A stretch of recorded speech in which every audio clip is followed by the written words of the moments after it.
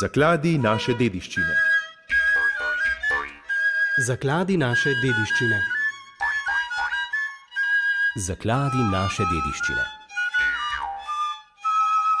Pozdravljam nadaljavo prek telefonske linije magistrico Lilijano Urlep, arhivistko v Nadškofijskem arhivu Maribor. Dober dan.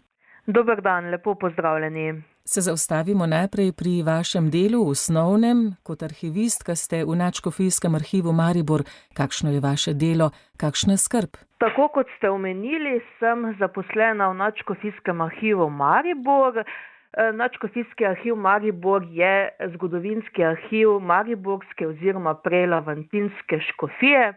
Arhiv je začel nastajati že v srednjem veku.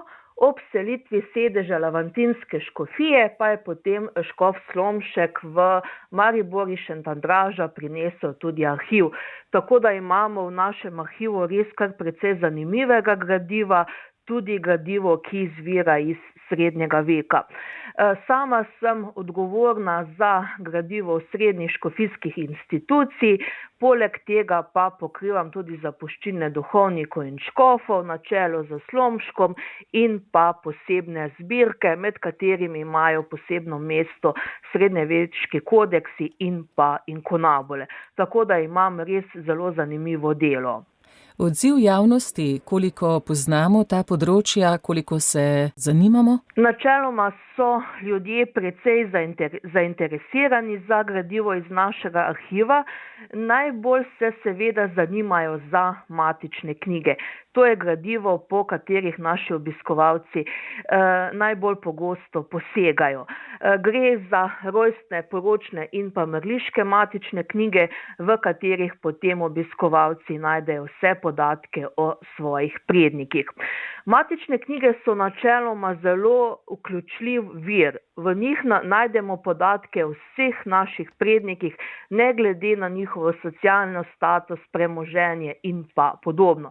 Mnogi drugi viri, tako kot so recimo urbarji in pa listine, v njih najdemo samo podatke o ljudeh, ki so na nek način izstopali. To se pravi, bodisi po premoženju, po socialnem ugledu, v matičnih knjigah pa najdemo podatke o vsem.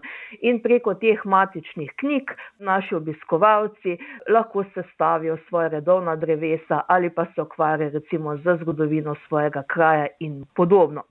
So pa te matične knjige digitalizirane in so dostopne tudi na spletu. Seveda raziskujete poti zgodovinskih osebnosti, pa tudi ustanov, stavb, samostanov. In pri slednjem sva, ker je aktualna razstava v Muzeju krščanstva. Seveda ukvarjam se z različnimi stvarmi, predvsem zgodovino lavantinske škofije, z lavantinskimi škofi. Seveda me pa zanimajo tudi krajevna zgodovina, zgodovina raznih župnij, ustanov in pa samostanov. Med slednjimi me je še posebej pritegnila zelo pestra zgodovina samostana v Studenicah, ki se res ponaša z zelo dolgo, pestro in pa zanimivo zgodovino. Kmalu bo namreč praznoval že okroglih 8 stoletij.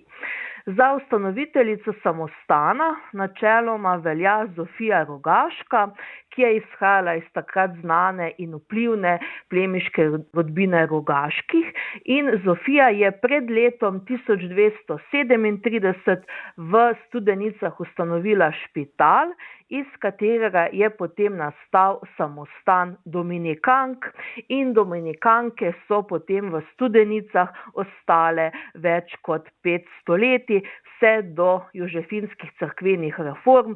1782 je bil potem samostan podobno kot drugi samostani na slovenskem oziroma na avstrijskih tleh ukinjen. Z ustanovitvijo dominikanskega samostana se je začelo drugo obdobje v zgodovini samostana, nekakšno vmesno obdobje, ko je bil samostan najprej v državnih rokah, potem pa v zasebnih rokah. Po 100 letih, leta 1885, pa se v samostanu ponovno naseli redovna skupnost, to so bile pa Magdalenke. Mogoče pri nas žal nekoliko manj znana redovna skupnost, ki je načeloma nastala že v srednjem veku, prišle pa so Magdalenke k nam iz Lubana na Poljskem preko Hrvaške. 1885 potem pridejo v Studenice, se posvečajo prvenstveno svojemu redovniškemu življenju, poslanstvu, ob tem pa so si ves čas prizadevale za splošno urejenost samostana, skrbele za številne tehnične izboljšave in pa novosti. Ukvarjali so se recimo z vezenjem, živinorejo, kmetijstvom, slovele pa so tudi po svoji dobrodelni dejavnosti oziroma socialnem čutu. Potem je prišla druga svetovna vojna, med vojno so bile izgnane v Orahovico v Slavoniji in so se potem leta 1945 vrnile, ampak vrnile so se v spremenjene družbeno-politične razmere. Leta 1949 potem oblasti razpustijo samostan, redovnice so morale zapustiti samostan, premoženje je bilo podržavljeno. So pa redovnice ves čas ostale, tudi potem po razpustitvi samostana povezane s samostanom.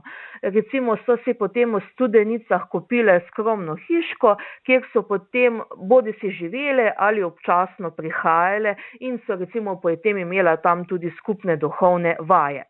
Zadnja Magdalenka, to je bila sestra Stanislava Mavčec, je recimo potem umrla leta 2010. Je bil pa samostan vse skozi tesno povezan z okolico. Ne samo preko gospodarstva, ampak prvenstveno je vplival na versko oziroma pastoralno cerkveno življenje v bližnji in daljni okolici.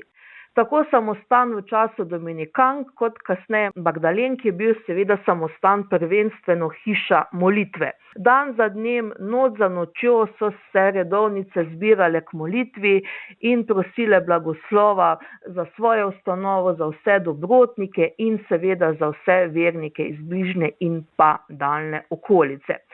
V času Dominikank je bila samostanska cerkev tudi priljubljeno romarsko središče, kamor so prihajali številni romarji.